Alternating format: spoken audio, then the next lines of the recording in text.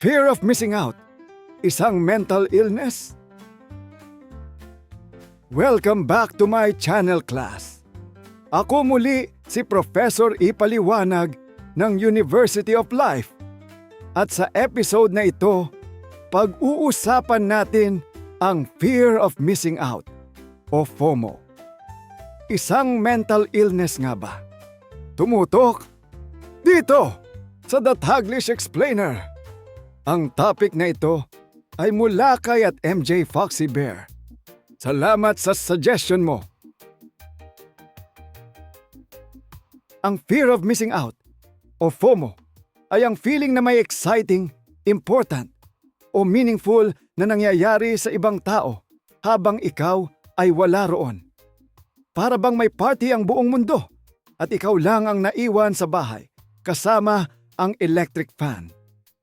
Halimbawa, nakita mong nag-dinner ang barkada mo sa isang sosyal na restaurant. Bigla mong maiisip, grabe bakit hindi ako niyaya? Kahit kung tutuusin, wala ka namang budget. Pero dahil nakita mong masaya sila, parang may nawala sa'yo. Ganoon gumagana ang FOMO. Hindi naman kinakailangang gusto mo talaga ang ginagawa nila. Minsan, gusto mo lang maramdaman na kasama ka, updated ka, at hindi ka na pag-iiwanan. At class, napaka-human ng feeling na yan dahil natural sa tao ang magkaroon ng social connection at sense of belonging. Ngayon, dumako tayo sa malaking tanong.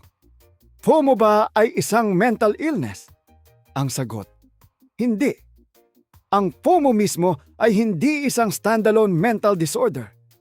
Hindi porket palagi kang nagche-check ng Facebook ay kailangan mo nang tawagin ng psychiatrist at sabihin, "Doc, may problema po ako, hindi ako nakasama sa beach outing." Hindi ganon kasimple ang mental health. Ang FOMO ay mas maituturing na psychological experience o emotional reaction. Normal na makaramdam nito paminsan-minsan.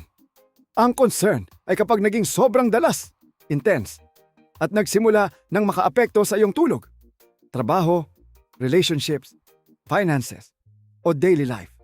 Doon natin dapat tingnan kung may underlying concerns tulad ng anxiety, loneliness, low self-esteem, o matinding social comparison. Kaya class, huwag agad mag-self-diagnose. Hindi lahat ng emotional discomfort ay mental illness, pero hindi rin dapat baliwalain kapag nakakaapekto na sa buhay. May scientific reason kung bakit madaling matrigger ang FOMO. Bilang human beings, likas sa atin ang paghahanap ng belonging. Noon, mahalaga ang pagiging bahagi ng grupo para sa survival. Kailangan natin ng kasama para sa pagkain, protection at pakikipag-cooperate. Ngayon, wala na tayong kailangang takasan na dinosaur, pero apparently, hindi pa nakapag-update ang utak natin.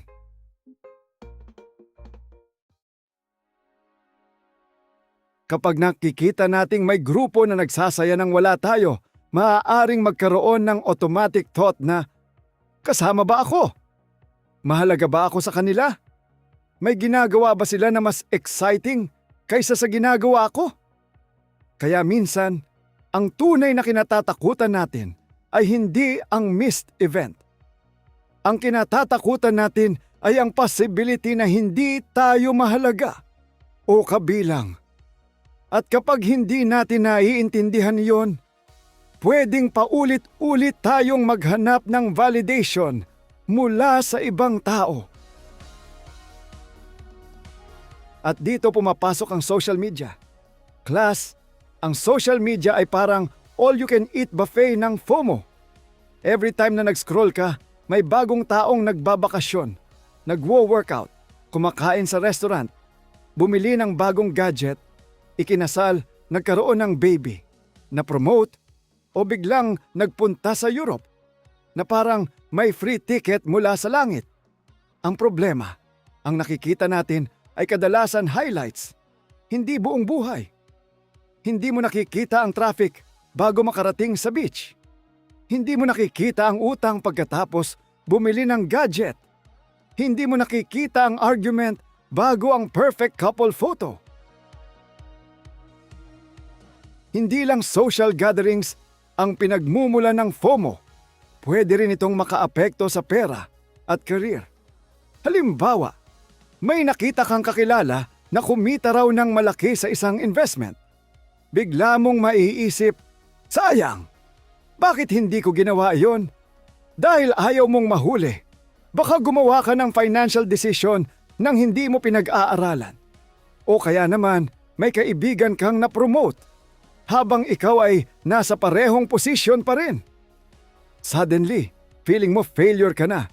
Pero class, hindi pare-pareho ang timeline ng tao. May nauuna, may nahuhuli, may nagbabago ng direksyon, at may nagsisimula ulit. Kung madalas kang makaramdam ng FOMO, unang hakbang ay kilalanin ang feeling. Tanungin ang sarili, ano ba talaga ang kinatatakutan kong mawala? Event ba? Opportunity? Attention? Friendship? Approval? Kapag alam mo ang tunay na dahilan, mas madali mong haharapin. Pangalawa, bawasan ang mindless scrolling. Hindi ko sinasabing itapon mo ang cellphone mo sa ilog. Mahal ang cellphone, class.